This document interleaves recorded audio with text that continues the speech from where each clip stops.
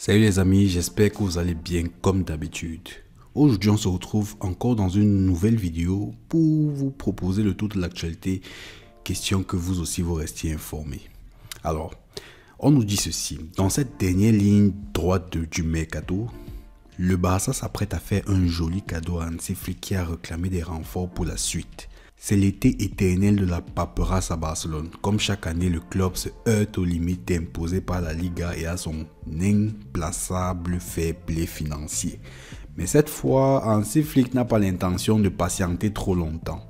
L'Allemand veut toutes ses armes disponibles et le club s'active pour lui offrir un mercato qui ressemble à un véritable festin. Alors, après avoir réussi à enregistrer Joan Garcia, Marcus Rashford juste avant le coup d'envoi de la Liga, le Barça poursuit sa course contre la montre, comme l'explique Mundo Deportivo.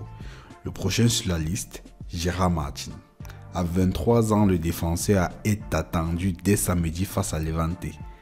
Son inscription dépendait d'une seule condition, la résiliation du contrat d'Oriol Romeu, désormais en voie d'être acté. Derrière lui, deux dossiers brûlants attendent, Chesney et le joyau suédois Ronny Bardghji. Leur arrivée dans l'effectif professionnel est conditionnée au départ d'Inaki Peña et de Hector Ford. Le premier pourrait prolonger avant d'être prêté, tandis que le second a déjà suscité l'intérêt de clubs comme Aston Villa. Juste avant le déplacement à Majorque, Flick avait glissé un avertissement en affirmant qu'il voulait un groupe complet. Son message est reçu 5 sur 5. Le Barça veut donner rapidement toutes les cartes. Chesney pourrait ainsi être inscrit d'ici la 3e journée, tandis que Bardghji, promis au groupe pro, n'attend plus que le feu vert administratif. Donc, pour boucler l'équation, le club catalan mise aussi sur les mouvements internes. La prolongation de Frenkie de Jong devrait aussi offrir un certain bol d'air supplémentaire, comme l'avait déjà fait celle de Jules Koundé. D'éventuelles ventes de jeunes talents, Guy Fernandez ciblé par Dortmund ou alors Dani Rodriguez pisté par Valence sont également sur la table. Quant à Marc Casado, suivi par plusieurs grands clubs européens, il présente une option radicale mais que le Barça préférait éviter. Parlons-en donc de ce Marc Casado. Marc Casado, 21 ans, incarne tout ce que le Barça aime mettre en avant. Formé au club, culé dans l'âme et déjà apprécié par les supporters pour son engagement total. La saison dernière, il avait su saisir sa chance profitant des absences conjuguées pour s'imposer dans l'entrejeu aux côtés de Pedri. Hansi Flick lui avait accordé une confiance croissante jusqu'à ce que les cadres reviennent et reprennent leur place. Cette saison, la donne est tout autre. Pedri et De Jong sont intouchables. Gavi a retrouvé toutes ses sensations après sa grave blessure et Bernal revient avec un profil différent qui plaît beaucoup au staff. Résultat donc, il a vécu la première journée de Liga face à Majorque depuis le banc sans jouer une seule minute. En coulisses, plusieurs clubs se sont déjà positionnés pour tenter le coup avant la clôture du mercato. Wolverhampton et West Ham ont pris contact avec son entourage, confirmant un intérêt venu d'Angleterre, comme le dévoile Mundo Deportivo. Mais pour l'instant, Casado ne songe pas à quitter Barcelone. Il rêve de s'imposer au Camp Nou, mais la situation pourrait évoluer d'ici au 1er septembre si le temps de jeu ne suit pas.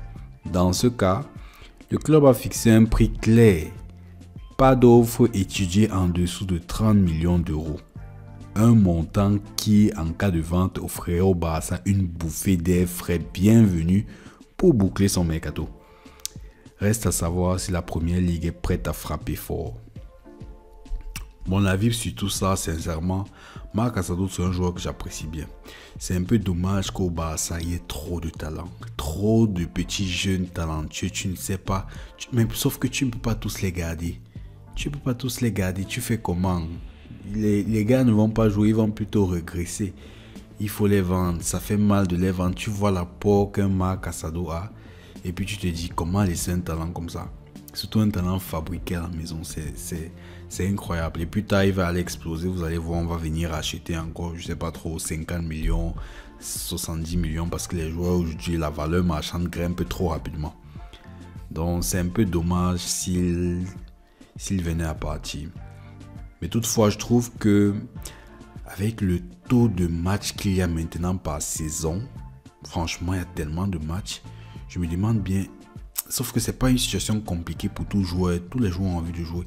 Mais je me demande bien, est-ce qu'il ne ferait pas mieux de rester au cas où, je dirais pas qu'un joueur se blesse, mais au cas où il y ait beaucoup de rotation nécessaire, ou alors au cas où des joueurs devraient partir, disons, ou alors non, disons même au cas où Hansi-Flick prépare son équipe, genre une équipe qui joue la Coupe du Roi, une autre équipe qui joue un peu quelques matchs là, pour garder les autres en forme aussi et éviter les blessures.